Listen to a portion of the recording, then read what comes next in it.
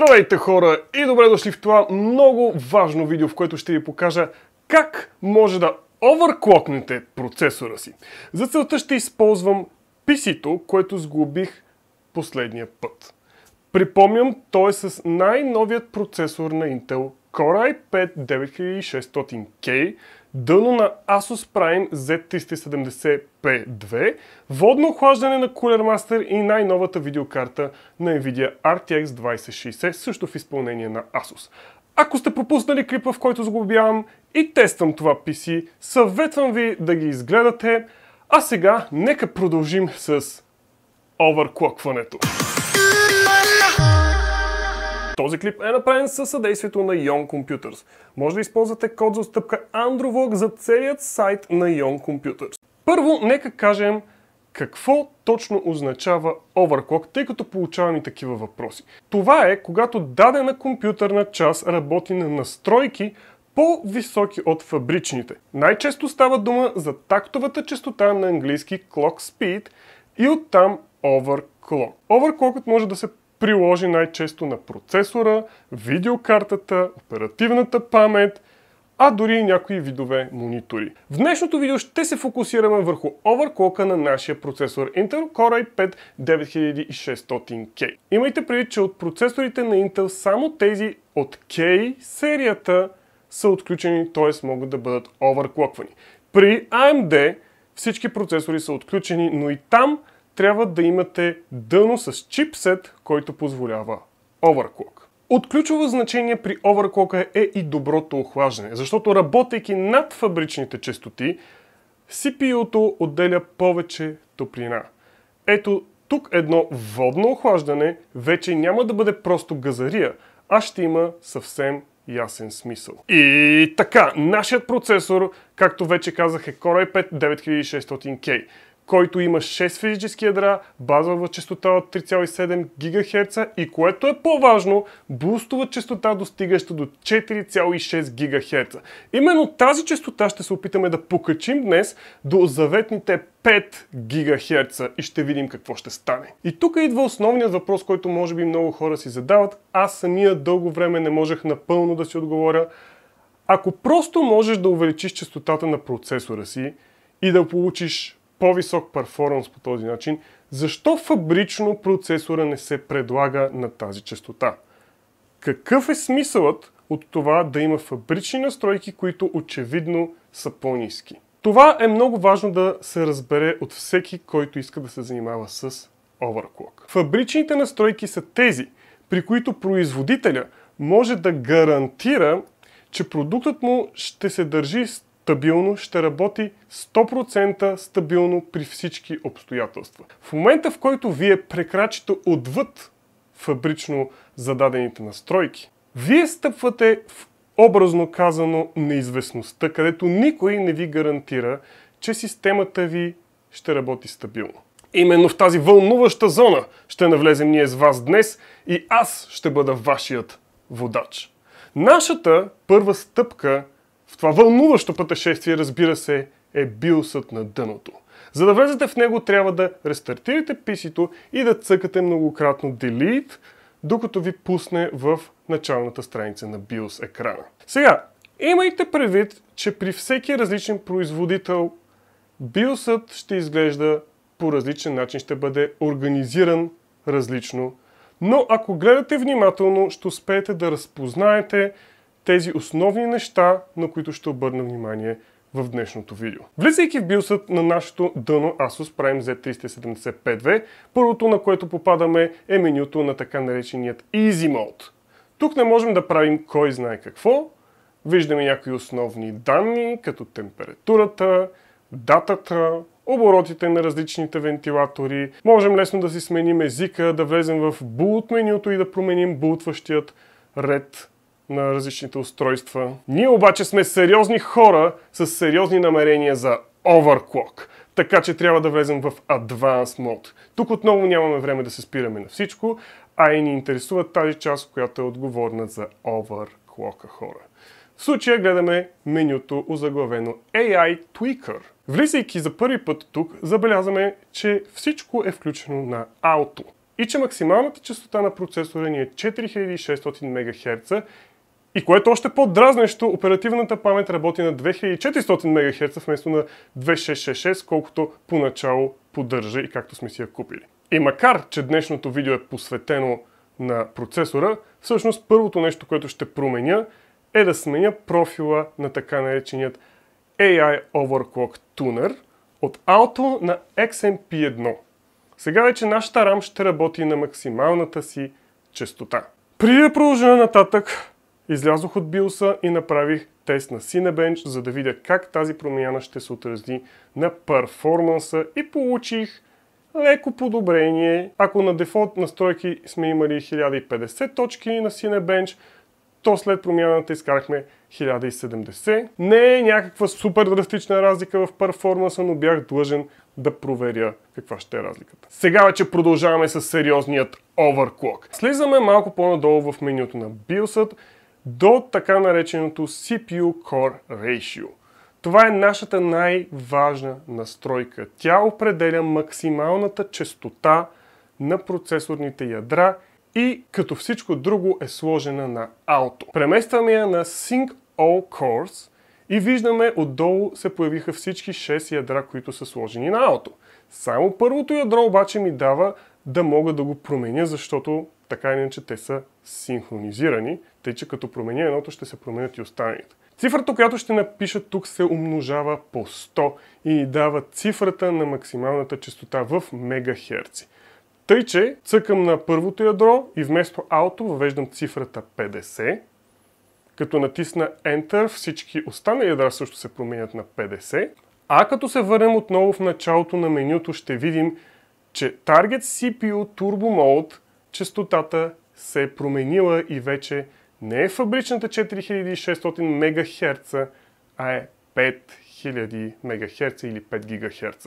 Именно това беше целта ни, но нека продължим с някои други настройки, които можем да направим. Слизаме надолу по менюто, прави ни впечатление, че честотата на RAM-та ни е 2666 МГц, нали по-рано я променихме. Продължаваме надолу и стигаме до другата супер важна настройка, която всеки един клокър си играе, може би най-много с нея, а именно CPU Core Cache Voltage. Това е настройката за максималното напрежение, подавано към процесора. В случая то е сложено, разбира се, на Auto и ние го променяме на Manual Mode. И отдолу веднага ми излиза поле, в което с цифри мога да въведа какъв да бъде волтажа. Да кажем, че реша да го сложа на 1,2 волта, което е един приемлив и не е много висок волтаж. Няма как да разбера дали ще бъде добре без да тествам машината. Могат да се случат две неща, ако волтажът е твърде нисък, за да захрани нашият overclockнат процесор. При натоварване програмата, която тествам и която ползвам, може да крашне. Или както стана в моя случай, при толкова нисък волтаж операционната система изобщо не поиска да зареди хора, ако искате, вярвайте. Наложи се да кача до 1,350 волта, за да може изобщо да зареди Windows-а.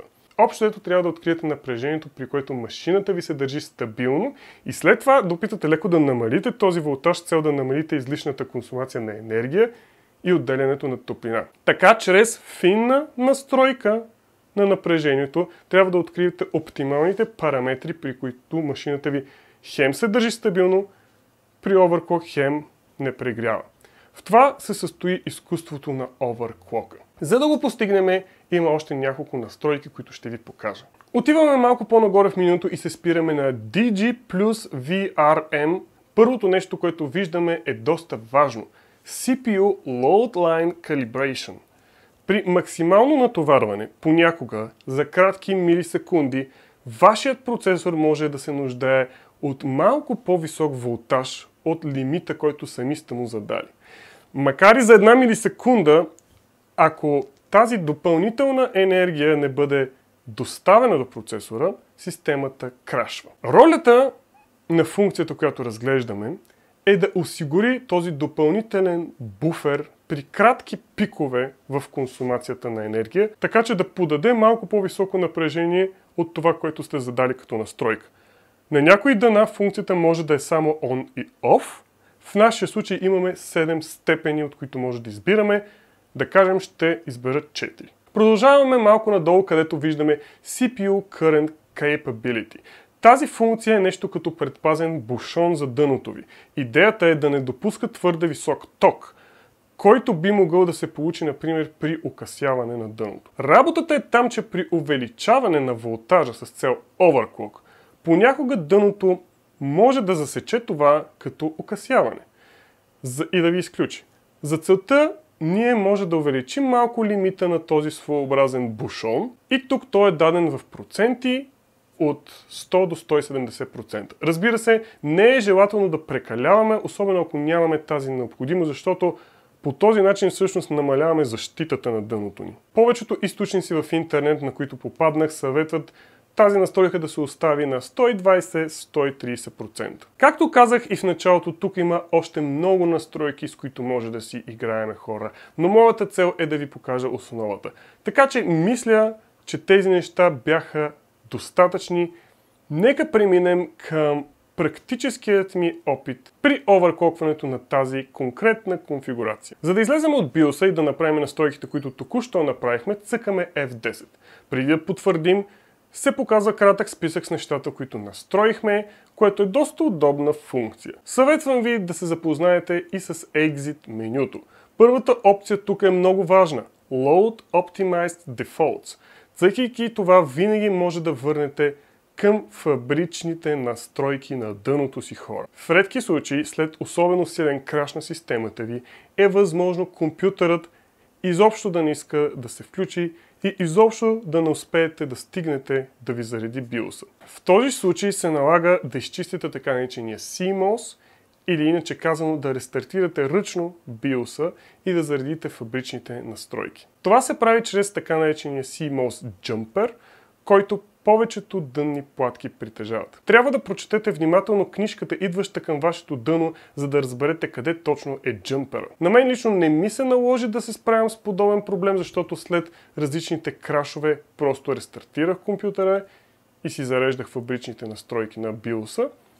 Но ако ви се наложи, трябва сте подготвени и за това. Както казах в началото, при моите опити за overclock, машината първоначално дори не искаше да зареди Windows-а, поради твърде ниският волтаж, на който исках да я подкарам. За да може нещата да тръгнат на 5 ГГц, се наложи да кача до 1,350 волта, което е доста висок волтаж. Първите ми успешни тестове на 5 ГГц бяха много впечатляващи и аз се почувствах като истински оверклокаджия. Предимно използвах Cinebench, защото това е бенчмарк специално натоварващ процесора, а и можех да го сравня с тестовете, които правих миналия път с фабричните настройки. Разликата беше доста съществена. При Multicore Performance получих при многобройни тестове на 5 ГГц резултати от порядъка на 1200 точки. Най-високият резултат беше 1226 точки. За сравнение, при стандартните настройки получих 1050 точки. При Single Core Performance пък получих 216, което е малко повече от сравнение с 202 при стандартни настройки. Това, което виждате вляво на Cinebench е програмата Hardware Monitor. Както виждате, тя ви дава в реално време данни за всичко, което ви интересува при тестването, като честотите на ядрата. Виждате, достигаме до 5000 МГц, температурата на отделните ядра, волтажите, които се достигат в случая. Тези кадри, които виждате, волтажите са по-високи, мощността измерена в ватове и така нататък. Горещо ви препоръчвам, ако ще правите overclock, да си свалите тази безплатна програма или някоя друга, която върши същото нещо, защото така по-лесно ще се ориентирате кое може би не ви е наред. За да тестваме стабилността на машината, използвах няколко игри. Тъй като тук става дума за десетки тествания на десетки различни настройки, сами разбирате, че няма как да правя толкова подробен тест всеки път с сумати игри, както обикновено. Така че се фокусирах върху няколко заглавия, основно Battlefield 5 и Far Cry 5, защото са доста тежки. Особено голям проблем при стабилността ми бяха тестовете на Far Cry 5. При всички настройки, които пробвах, играта винаги крашваше, без дори да си довърши бенчмаркът, който, както знаете, не е особено дълъг. Накрая използвах една малка хитрост, която има налична в това дъно на Asus. И всъщност ви препоръчвам същото нещо. Разглеждайки BIOS менюто, на някой от вас може би му направи впечатление ето тази функция, която аз пропуснах. Load CPU 5G OC Profile. Тази функция зарежда вградения профил за оверклокване до 5 ГГц. Това, което този профил прави всъщност е, че качва честотата на ядрата до 5 ГГц, а всички други настройки, които ви показах до момента, оставя на ауто. Така че дъното само си решава какъв волтаж му е нужен. Истината е, че никога преди не бях оценявал дъното на дадена конфигурация толкова много, колкото сега, когато се захванах с overclock. Няма да ви лъжа, оказва се, че това дъно е много по-компетентно да оверклокне процесора, отколкото съм аз, и при тази настройка се постигна най-добра стабилност при 5 ГГц почти без крашове. Казвам почти, защото системата не беше напълно стабилна при всички сценарии, на които я подложих. Например, успях без проблем да играя около час на Battlefield 5, получавайки значително по-висок среден FPS в сравнение с фабричните настройки, което значително ме обнадежди и помислих, че съм постигнал нещо наистина значително. При първоначален тест на Cinebench се постигнаха добре познатите резултати от 1200 точки при 100% натоварване на 6 ядра и максималната температура достигаше до малко под 80 градуса Целзий. Това, което забелязах обаче е, че ако веднага след първия тест пусна втори, без да му дам време да се охлади, при края на втория тест температурата вече беше малко над 80 градуса. Така при всеки следващ последователен тест се достигаше до все по-висока максимална температура в края, докато на средата на четвъртия тест системата крашна. По същия начин Far Cry 5 успя да изкара бенчмарка си и даде резултат малко по-висок от фабричните настройки. Аз обаче реших да поиграя малко самата игра и след около 20 минути тя крашна и ме изхвърли.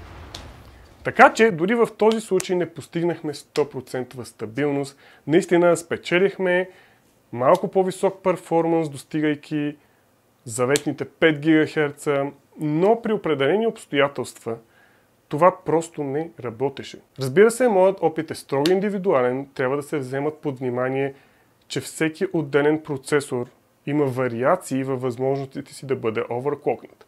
Така наречената силициева или силиконова лотария. От значение е също охлаждането, дъното и куп други фактори. В крайна сметка стигнах до решението да се откажа от идеята за 5 ГГц и да пробвам overclock на 4,8 ГГц при всички други настройки на ауто. Това са 200 МГц над фабричната Turbo Boost честота. Оказа се печеливш ход, защото системата получи увеличен перформанс прямо стандартните настройки. На Cinebench изкарахме 1179 точки. Вярно по-малко отколкото при 5 ГГц, но за сметка на това след 5 последователни теста температурата не прехвърли 71-72 градуса и се държа стабилна по този начин. Което вече си е къде-къде по-добре. Напрежението се държеше в рамките на около 1,3 волта, а не 1,5 както преди. Мощността не надвиши 110 вата. Всичко това ни даде увеличени възможности в сравнение с стандартните настройки, но без да страдаме от липса на стабилност. Успях да играя на Far Cry 5 в рамките на цял час и за първи път не ми крашна. Battlefield 5 също се държа много добре. И така, хора, има още много неща, които могат да бъдат казани по темата, но аз не искам видеото да бъде безкрайно дълго. Надявам се, че сте успели да придобиете представа за overclockът. Трябва да сте наясно обаче, че не съществува универсален отговор на въпроса как да си overclockна процесора. Ако решите да опитате, ще трябва сами да прекрачите в зоната на неизвестността и да се гмурнете в морето от настройки, да прекарате дълги часове в тестване, финно настройване и опитване на всякакви функции, на всяка една различна настройка, докато стигнете до оптималният вариант на стабилност и бързина. От голямо значение също така и охлаждането. ето тук едно водно охлаждане наистина има смисъл и това на Cooler Master, което използвах, се справи геройски с залачата. Качественото оверклокърско дъно също от решаващо значение, защото може да върши голяма част от работата вместо вас. Ами това беше всичко от мен за сега, хора. Надявам се видеото да ви е харесало и да е било полезно за вас. Ако е така, знаете, ударете един палец нагоре, цъкнете и камбанката. Нека не забравяме да благодарим и на партньорите ми от Ion Computers, които предоставиха целият хардуер за днешното видео и дори ме оставиха да си играя с него, правейки overclock. Това беше всичко от мен за сега, хора. Ще се видим отново скоро. Чао!